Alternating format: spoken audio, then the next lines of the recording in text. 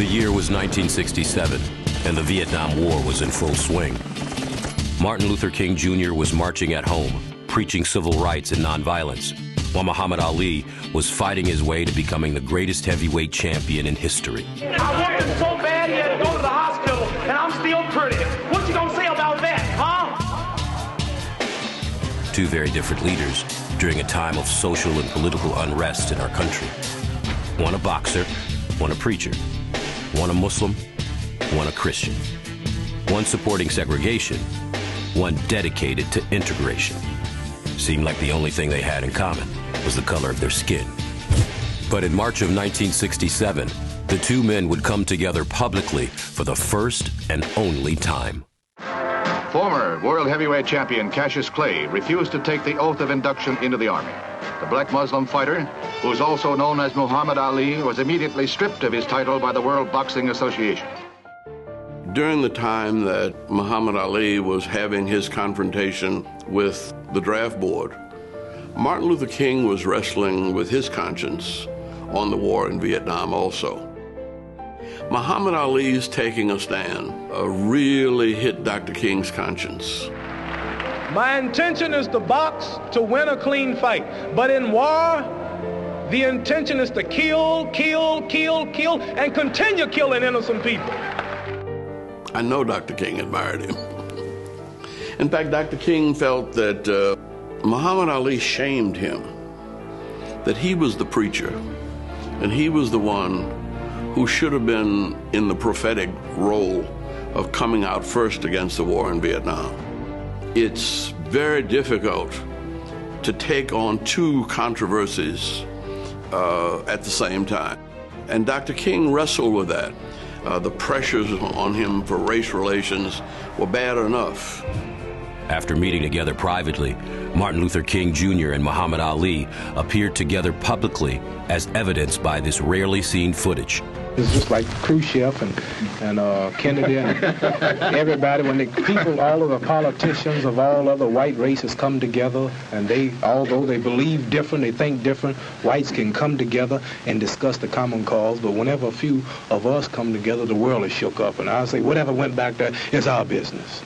It's two men who are famous in entirely separate ways, meeting with and seeming to endorse each other. Martin felt an obligation to support him personally, even though Martin had not actively engaged in demonstrations. Every young man in this country who finds this war objectionable and abominable and unjust would file as a conscientious objector. And no matter what you think of Mr. Muhammad Ali's religion, you certainly have to admire his courage. For Dr. King to speak out and oppose the Vietnam War in the way that he did was an amazingly courageous and politically unpopular position.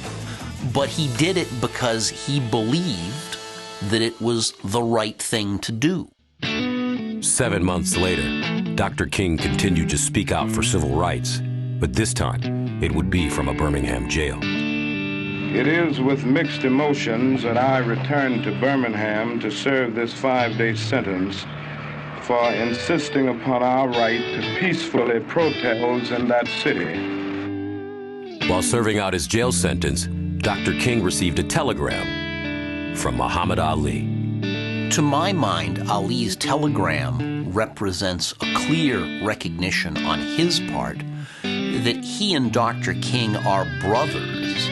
Brothers in the sense of two outspoken public figures who have been harshly attacked and criticized for taking a position that at that time is exceptionally unpopular in America. 5 months later, Martin Luther King Jr. was assassinated. We may never know the full extent of their friendship, but during Muhammad Ali's draft appeal trial, it was revealed through top-secret FBI wiretaps that Dr. King and Muhammad Ali had actually spoken by phone 3 years earlier, in September of 1964. The relationship was not close in terms of time, but it was very close in terms of values. They shared common values about the oppression of minorities and the underclass, the poor, and they shared a critique of violence internationally.